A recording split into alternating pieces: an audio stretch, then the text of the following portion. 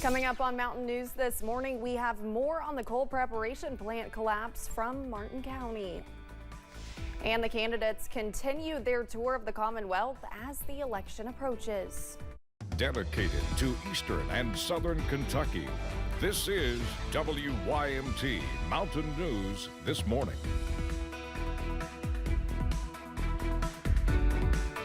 Good morning, I'm Olivia Calfee. We are coming up on 5 a.m. on November 2nd. Now let's check in with Chief Forecaster Brandon Robinson for a look at your forecast this morning. And Brandon, we can say it's cold outside, but it's literally freezing. There was frost in my yard whenever I left the house this morning. Yep. Exactly, and it's going to be cold for a while longer today, but we are going to warm up. So that's the important piece of information to keep with you today. So like Olivia said, give yourself some time to scrape that frost off of your cars or at least get them warmed up before you take off this morning. As we look across the region on our camera network, you see not a whole lot going on. I do believe I see some of that frost Olivia was talking about on the grass at the London Corbin Airport, maybe along I-64 close to Moorhead there, and then over toward Jenkins as well. So again, just be careful out there this morning. Temperatures, very few temperatures out there, actually just one with a 3 in front of it there, 30 at Jackson, and look at Jonesville, coldest spot in the region down to 19. Clintwood is pretty close there at 22, a lot of 20s across our region this morning. So we could break some more records today. We'll get close to it at least. We take a look at your out-the-door forecast. We're going to climb quickly into those mid-50s this afternoon thanks to some sunshine. Those warmer and drier conditions continue for a few more days. Rest of the forecast on the way here in just a few minutes. Olivia? Thank you, Brandon. It's been a long couple of nights for first responders in Martin County as rescue efforts continue following a structure collapse that trapped 2 men Tuesday night. WYMT's Buddy Forbes has been near the scene overnight as crews work through the cold, hoping for the best. One man is dead and the other still missing in the midst of devastating debris as crews continue to work through the elements at a scene that some say is unlike anything they have ever seen before. During a news conference here yesterday, emergency management officials said they still consider this a rescue effort. And though this is still as close as we can get to the scene, first responders have continued to cycle through the area overnight. Officials say the hours of heartbreaking heroic work continue to put them at risk as they pick, pull, and push through the remains of the more than 10-story structure, fueled by hope. We did lose one individual that we're sad for, pray for their families, and just hope they go through this hard time, but it's not wavered our work to move forward and try to find the remaining missing person that we have. Now the Kentucky Lantern reports this site shut down in 2013 under Alliance Resources before it was permitted to Lexington Coal Company.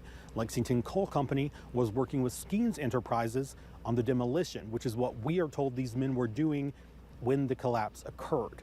Now we are expecting to hear more information from officials later on today, but for now in Martin County, Buddy Forbes, WYMT Mountain News.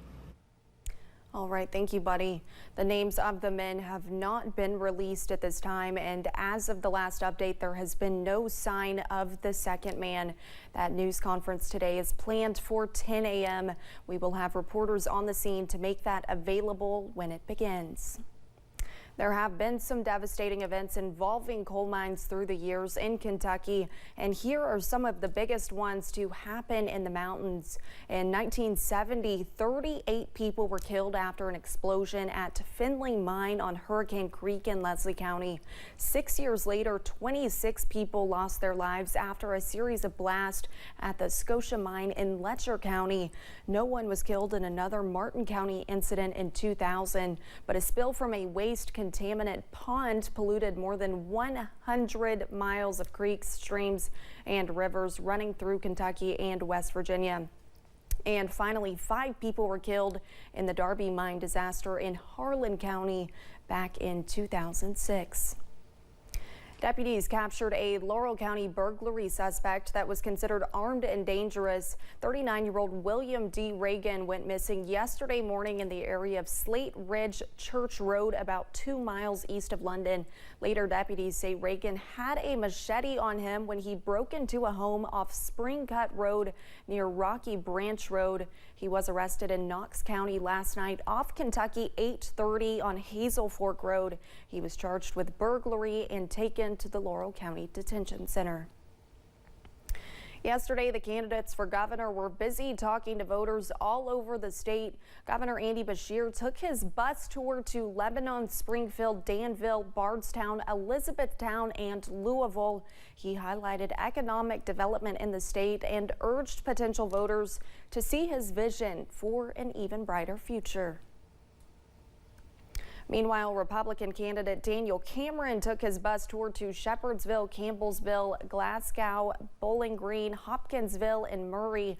Former UK swimmer Riley Gaines was at some of the stops. She made headlines after competing against a transgender swimmer in the NCAA championships. Cameron says he stands for Kentucky values. Thanks for getting your day started with us here on Mountain News this morning. Coming up, we'll take a look at a woman who was diagnosed with a genetic disorder at 15, putting her in a wheelchair. But now she's running marathons.